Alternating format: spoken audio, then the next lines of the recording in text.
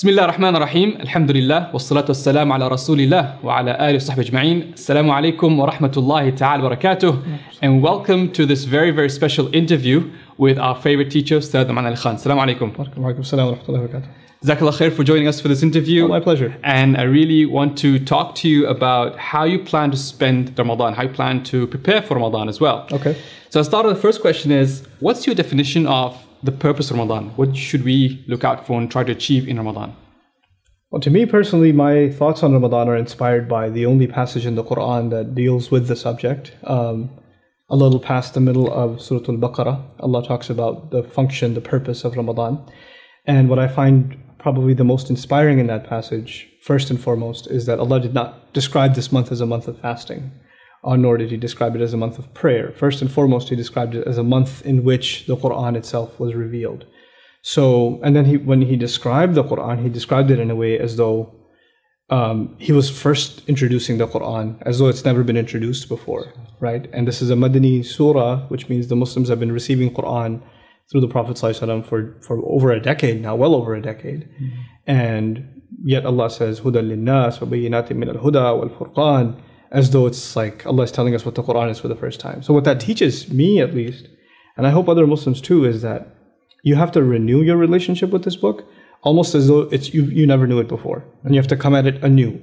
So it's a month of rejuvenating your experience with the Quran, so you can experience it like that first generation was taught to experience it all over again. That's the first and foremost thing. Like, this month should be a celebration of revelation itself. That's what it should be. SubhanAllah, that's amazing. And based on that, what would be your most important goal for you personally to achieve in Ramadan? So I study Quran throughout the year, but I turn it up a few notches in the month of Ramadan. My memorization goes up. I haven't finished memorizing the Quran. I'm working on it part-time, slowly but surely, but it goes on an accelerator in the month of Ramadan. I try to catch i'tikaf every year, and in i'tikaf I do a lot of review of Quran. For me personally, actually the act of memorizing Quran is not just the act of rote memorization, but actually when you recite the ayat over and over again, it gives you a chance to reflect on the word of Allah too, and to think about the same thing over and over again. And it brings about opportunities for insights, which I really, really enjoy. So that's one thing that's certainly a thing to look forward to in Ramadan. The other thing I really enjoy doing in Ramadan is the nightly Taraweeh prayers. But I will be honest with you, I don't, a lot of times I won't join the entire Taraweeh prayer, or I'll go to a masjid which actually takes it easier, because some masajid, unfortunately, their big goal is to finish the recitation of the entire Quran, and they rush through the recitation. And there are other masajid, alhamdulillah, in our area, there are some that actually take it easy. They won't recite a lot, but what they recite, they really enjoy reciting. And this month should not be about quantity, it should be about quality. There is no religious guideline that you have to finish the entire Quran. There's no such thing. That wasn't imposed, so we impose this on ourselves, right? And you find people that, they pray the 8 rak'ah and there's a mad rush outside of the masjid, just I got it over with, let me get out of here. But actually prayer is supposed to be this reflective, spiritual experience where you're enjoying the word of Allah in every rak'ah. And that's really something I hope to restore every year for myself in Ramadan, and I hope other people do too, inshallah. Inshallah. You just mentioned now about just balancing your sort of energy levels, like for example, trying not to do too much in the first day, for example, trying to leave some energy for the last 10 days. Do you sort of structure the whole Ramadan that way? You try to sort of spread out your energy so that you can maintain momentum throughout the month? I've one of my teachers, Dr. Akram Nadwi, has some pretty interesting insights on Ramadan and how you should spend your time in Ramadan, and I tend to agree with him. Ramadan is actually not supposed to be a time where you're not productive in everything else. Like, you're supposed to be as fruitful, as productive at your work and with business and education and everything else. It's not a time for vacation. In some Muslim countries, for example, people stay up until like Fajr almost, and they pass out until like 4 p.m. just in time for iftar and start all over again. They become like creatures of the night or something, because that's what Ramadan is supposed to be. That's silly. That's not the point of this month. As a matter of fact, the nightly prayers, they are just really a manifestation of tahajjud, right? That's what they are. So if you're a person, and lots of Muslims, of course, they have a struggle even with the 5 prayers, but if you're praying your 5 prayers but you're not good at tahajjud. This is the month to get into it. This is the وَرَتِّلِ الْقُرْآنَ تَرْتِيلًا. Even the ayah reciting the Quran in slow rhythmic tone is an ayah about the night prayer, right? And Taraweeh is actually supposed to be this exercise for the night prayer. So even if you don't catch the Taraweeh, but you actually get up for tahajjud, it's even better for you. That's even better for you. So we have to shift our mentality about how we make the most use of Ramadan. The other recommendation I very strongly have for people is, if you didn't catch the Taraweeh prayers at night, but you went to pray Isha in a few rak'ahs at the masjid, and then you came back for Fajr at the masjid, that's way better for you than staying up until midnight doing Taraweeh and then barely catching Fajr or not coming to the masjid for Fajr. So you have to be realistic with yourself, right? What is a bigger priority? I mean, the Prophet ﷺ's instructions are true and we should believe in them. If you catch the prayer in the masjid at Isha and then at Fajr, it's as though you prayed the entire night. So that's his promise, right? So let's believe in that promise and especially get into that habit in this month. I personally believe, in my personal life and my friends and students, I recommend, if you can make a habit out of Fajr and Isha at the masjid, then you're just going to have a productive life. Allah is going to put some barakah in your life throughout your day, throughout your night. A lot of good comes of it. And then this is the month to get into that habit because you're going to go anyway. But don't overdo it in a way that you just totally can't sustain it after it's done, right? You want to use this month as an opportunity to instill habits in your life that you can sustain after this month is over. So that's how I see it. You just touched on the word barakah there, and I want you just to touch on barakah and productivity, where you see those two linked about how the barakah of just fasting and being spiritual will sustain you in each other day. So people think about, I'm fasting, I've got suhoor, there's no way I can be productive, but just understand the concept of barakah, how does that boost your productivity? It's pretty amazing because fasting's tough, but if you try to fast tomorrow, it'll be really hard. You're going to be dazed. You're not going to be able to focus at work. Things are going to happen. But what Allah says about Ramadan is pretty awesome. He says, يُرِيدُ اللَّهُ بِكُمُ الْيُسْرَ وَلَا يُرِيدُ بِكُمُ الْعُسْرَ. It's not a universal statement. It's actually intended within the month of Ramadan. Allah intends ease for you. In other words, the fasting in the month of Ramadan, is actually easier than fasting any other time. And that's something Allah instilled into this month. It's special. So nobody's going to be able to say genuinely that they're having a hard time because of the fasting. As a matter of fact, you might even find yourself having more energy than you ever had. Now, if you don't find yourself having energy, then there are some other causes not to fasting. Now, what are those other causes? You're overeating at iftar. You're going to town at suhoor time. You're eating like 4 times the breakfast you normally eat. No wonder you're tipped over half the day because you're dying over how much you ate. The other half, you're dying over your starvation, right? So a balanced diet it's a big part of how productive you are. A balanced sleep schedule is really important. People have messed up sleep schedules in Ramadan. They're not supposed to have a messed up sleep schedule. They're supposed to have a normal sleep schedule in Ramadan. So maintain these things, take care of these things, and inshallah, it's not going to be a problem. Speaking of the word barakah, the linguistic meaning of the word is an increase beyond expectation, right? So the blessing of this month is that you're going to do work as you normally do, but you're going to find it being more result-oriented. It's going to bear more fruit. It's going to be more productive than you would expect it to be. People are trying to be productive anyway, anywhere. But the believer in Ramadan is actually expecting productivity above and beyond his own capability.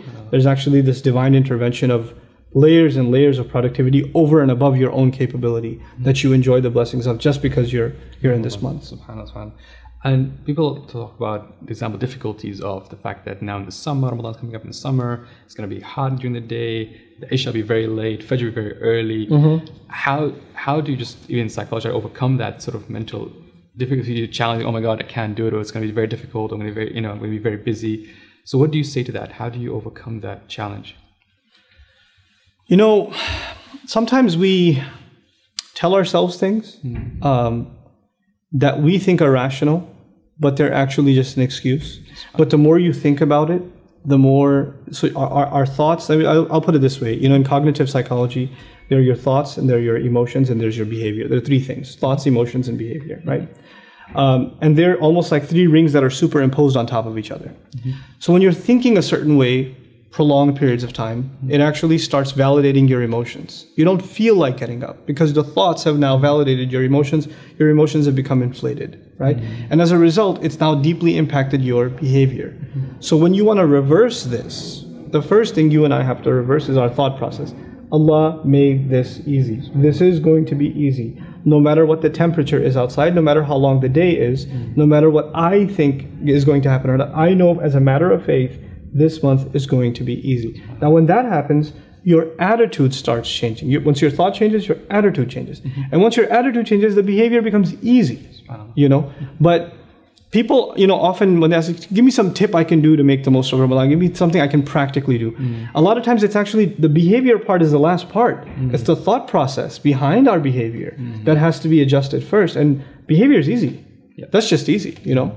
Definitely. That's awesome, mashallah. Can we go dig deeper about Nouman Ali Khan's personal life, the routine? What's your routine like? What's your routine like during Ramadan? What do you sort of daily schedule if there's a typical day?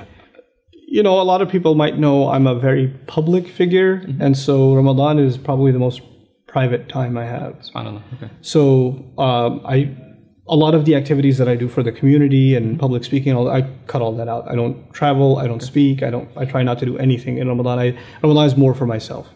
Especially the evenings are more for myself. So if I do something, it's during the day. I'll teach a course or something like that just to feel like I'm still doing something. And it'll be like limited attendance. Instead of doing a program for 1,000 people or 500 people, it'll be like 20 or 30 people or something, and do it in a limited capacity, just so I'm still forcing myself to do something beyond just myself.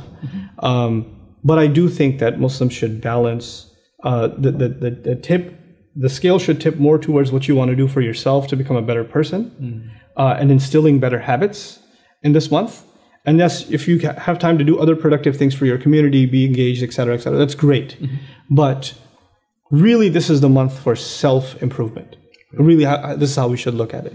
And that's why you have in this passage also, first of all, it's going to be easy. It's a month of celebrating Quran. And then ujibu da'wat ad-da'i idha da'an falyastajibu li. You know, the passage turns to what you should personally be doing is turning to Allah more, right? So I ask myself, like, I mean, honestly, the way I spend any given day, not Ramadan, any given day, what could I have been doing better, right? What opportunities did I miss? Did I wake up too late? Did I rush through the prayer? Did I have breakfast on time? Did I get enough time to exercise, etc., right? And a good balanced day, if you can create balance in a day, then you can replicate that the rest of your life. And that means a good life. So to me, a good day actually translates into a good life. And a not productive day translates into a non-productive life. Because really, at the end of the day, we recycle our days, right? A lot of our days, they go by, a week goes by and it feels like it was just a day because it's all the same over and over again, right? So if you instill certain habits on a daily basis, and this is the time to do it. Shaitan's chained up, the waswasa is gone, everybody around you is motivated. You know, Allah has given special ease to you, empowered you in ways that you wouldn't be empowered before. So it's a time to instill good spiritual habits, good personal habits, good eating habits. Eat healthy. You know, don't eat oily stuff for iftar. You know, don't eat greasy stuff for suhoor. Like, cut that stuff down, you know, get into better shape. Unfortunately, there are some statistics in Muslim countries. Some Muslims gain the most weight in the month of Ramadan, right? Which is like, I can't fathom it. I can't understand it. So for me personally, that's what it's actually essentially and fundamentally about. SubhanAllah, definitely. Now, you heard of the mid-Ramadan slump. Yeah. How do you overcome that? Oh, I get it too. Everybody gets it. We're human. You get a slump. You're at something and it beats you up. Now, that's when friends come in handy. And it's okay. You can accept a slump. It's okay. You can have a day or two that are down. We're human beings. We're not machines, right?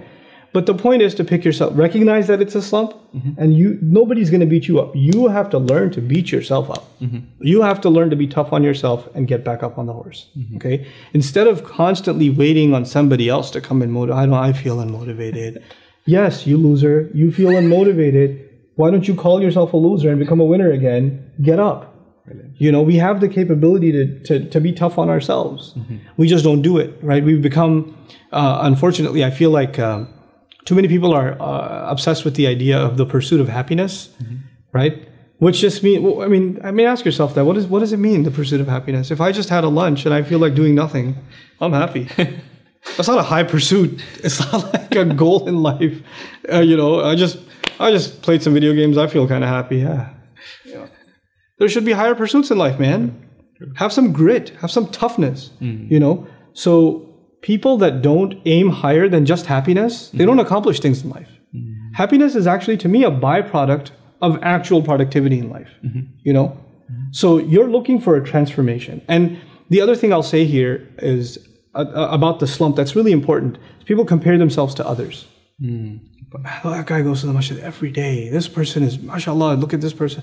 Look at what they're doing. They're doing work, they're doing school, and they're praying, and they're doing this, and they're doing that. Oh my God, I'm such a loser. And then your slump gets deeper. And the core problem isn't that they're a winner. The core problem is you're comparing yourself. No two human beings are the same. You have to compare yourself to me. I have to compare myself not to anybody else. I have to compare myself to myself from yesterday. That's it. Why was yesterday better than today? What did I do wrong?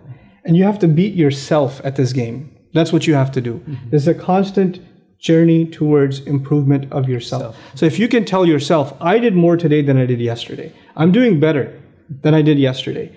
That's the winner, not what you're comparing yourself to somebody else with, you see? And that's actually an attitude that Muslims should adopt in life. عَسَىٰ أَنْ يَهْدِيَنِي رَبِّي لِأَقْرَبَ مِنْ هَذَا رَشَدًا. It's actually a Quranic concept. Allah says, tells us to pray that perhaps my master will guide me all the way to closer. I'm using all the way on purpose. The lam is for ghaya. What does that mean? To Allah, you getting closer, not the closest, not to the end. You making it closer to guidance is the eventual goal. If a human being dies pursuing betterment, not perfection, just betterment, they have led a successful life. So what about the last 10 nights? What is the most productive thing you could do in the last 10 nights of Ramadan? Last 10 nights of Ramadan to me is just ibadah, ibadah, ibadah. Forget the world, just you and God and His Word. Recite as much as you possibly can. Memorize as much as you possibly can. Spend time at the masjid as much as you possibly can. Seek forgiveness from people. That's a spiritual exercise. Seek forgiveness from people as much as you possibly can. Forgive others as much as you possibly can. Think in your mind about people you've got a grudge against for years.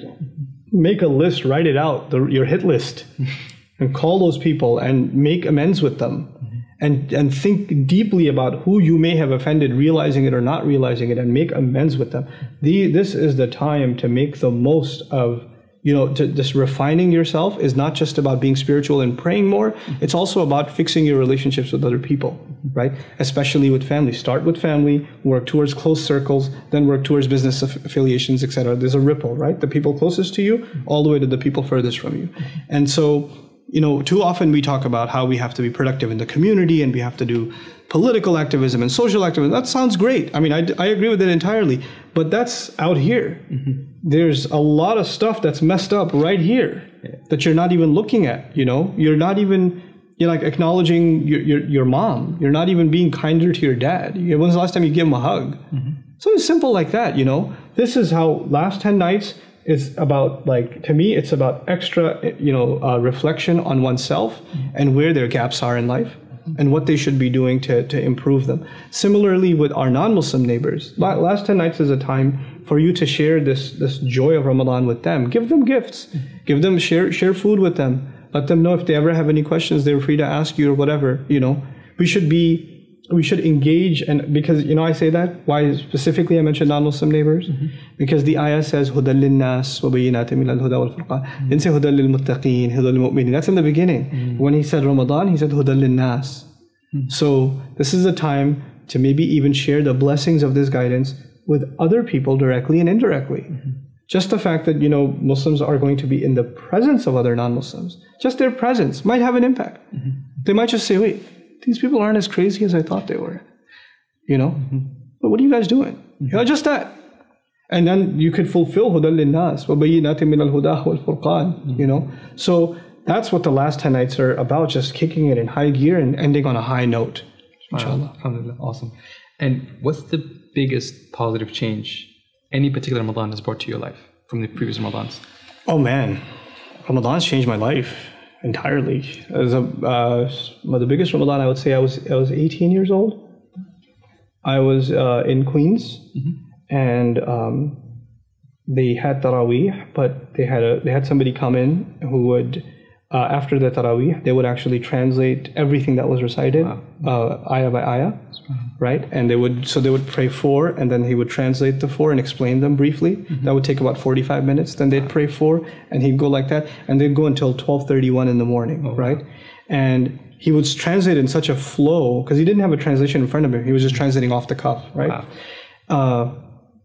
And I didn't know any Arabic at the time. So I'm listening to this and I felt like, man, I mean, I forgot that he's talking. I just remember Quran talking, you know?